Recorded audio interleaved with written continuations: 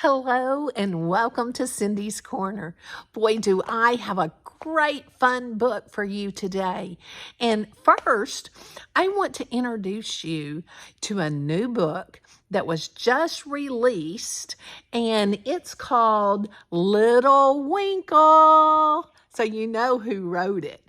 It's called Little Winkle and the Scary Storm. It's storm season, and so we wrote a Little Winkle book, and you can get your copy now. And just so that you know, Little Winkle gets very scared when it starts to storm. Is that you? The lightning flashed and the thunder went boom. Little Winkle was so scared, he ran from his room. That's right. Get your copy now. And or you can email me for your copy. Cindy's Corner 21@gmail.com. All right. You can always find Little Winkle books at littlewinkle.com. All right. Today's story is another one of our books. It's called The Great Ball Game. How many of you know what a legend is, or a folk tale? Well, years ago, the Cherokees told a story, and this story is called The Great Ball Game.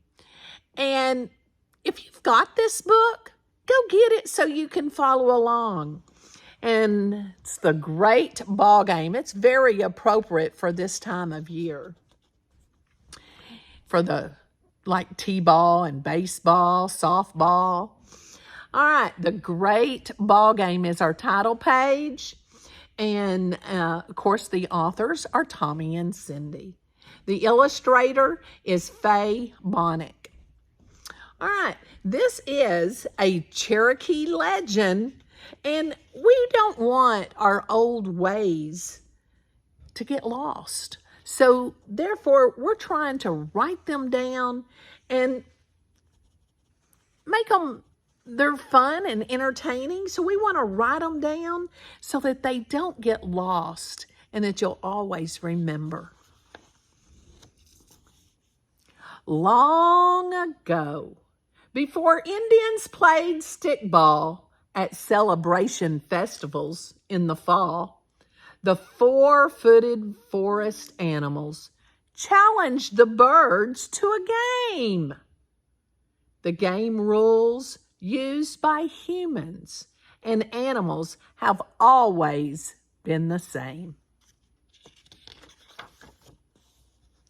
The birds went into council to discuss this challenge because that is what birds do. Chickadee argued the competition would be unfair because he was so small. However, he was reminded that field mouse was little too. Great Hawk said, "Birds can fly high above the ground below." He said that birds should not fear the four-legged animals because they were awkward and slow. The other birds agreed that Great Hawk was right. They decided to meet with the four-footed animal clan and accept their challenge that very night. A playing field was found. It was on a hillside that was clear of trees with lots of grass on the ground. As before all great games, there was a powwow with a ceremonial dance. All the four-footed animals and birds liked to dance and sing. This was their chance. When the ceremony was over and the game was about to begin, the bird clan met to discuss their strategy. They determined that They must work together in order to win. Well, the four-footed animals had no plan. They just wanted to brag and boast. Bear said, "I'm so strong that no one can stop me. I will scare the most. I will score the most." Bear reached out with a mighty blow. He swatted down all the trees that were near. The small birds within the branches flew away in fear. Deer demonstrated his great speed by running and jumping while he shouted, "I am the fastest, as you can see. No one is faster than me." Great Terrapin stuck out her head and said, "Take a stick and strike my shell. No other creature has armor as tough as mine, as you can tell." The boastful four-footed animals called for everything small to get out of the way. If you don't, you will be stomped and trampled. The big animals are about to play. Two field mice scurried up a tree to sit by the small birds that were watching from afar. Great Eagle saw them and asked why they did not sit with their own tribe to watch their team members spar.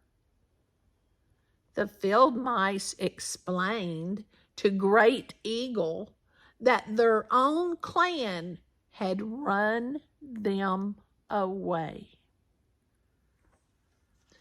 They had been told that they were too small to help their team win, and they could not stay.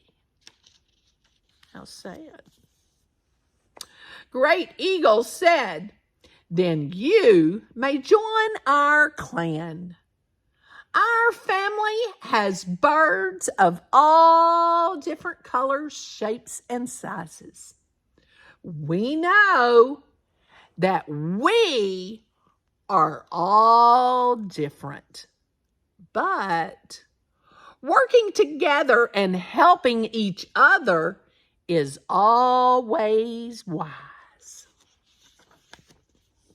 Great Eagle then told his new tribe members, "Let's make you some wings." I saw a drum at the ceremonial grounds that has some extra skin and strings. The birds worked together and used their beaks to tear the leather into small wings and tied them to the field mice. Chickadee declared, "I think this might work. They look quite nice."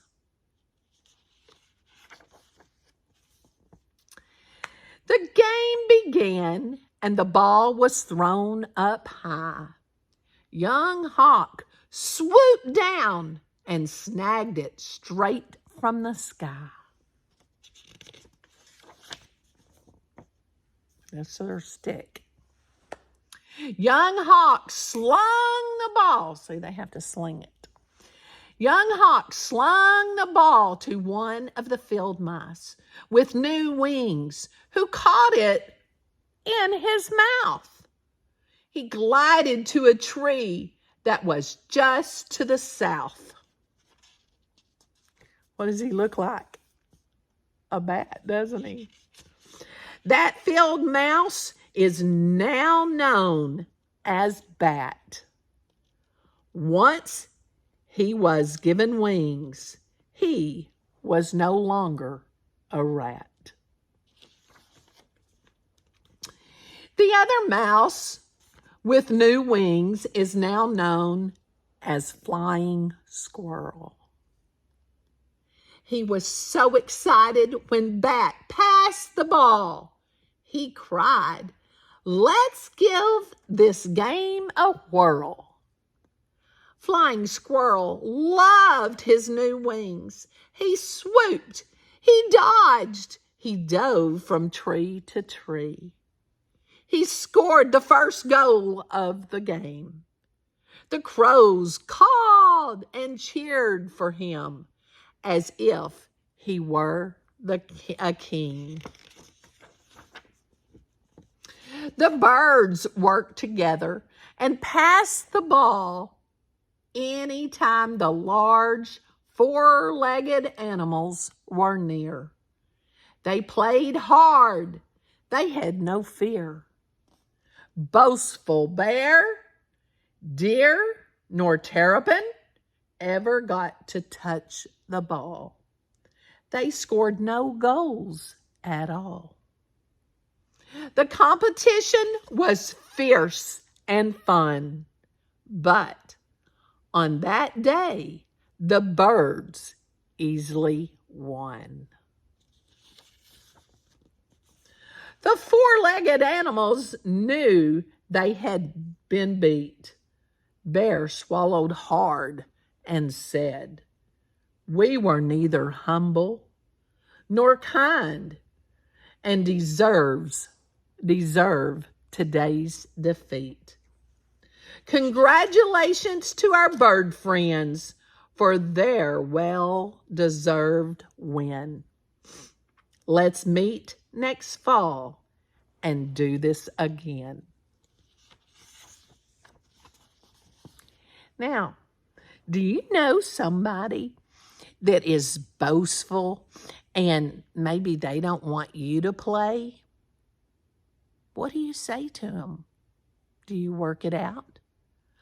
Or have you had a chance to let a small person be on your team, or someone that the others thought weren't very good and they were really good?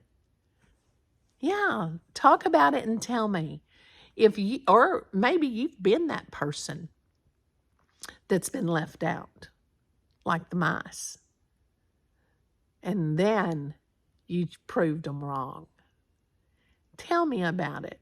And I hope you enjoy this story and this legend. It's a folk tale legend from the Cherokees. And give it a thumbs up. And most important today, give somebody a hug and tell them you love them. Maybe it's that special person that never gets chosen. Have a great day.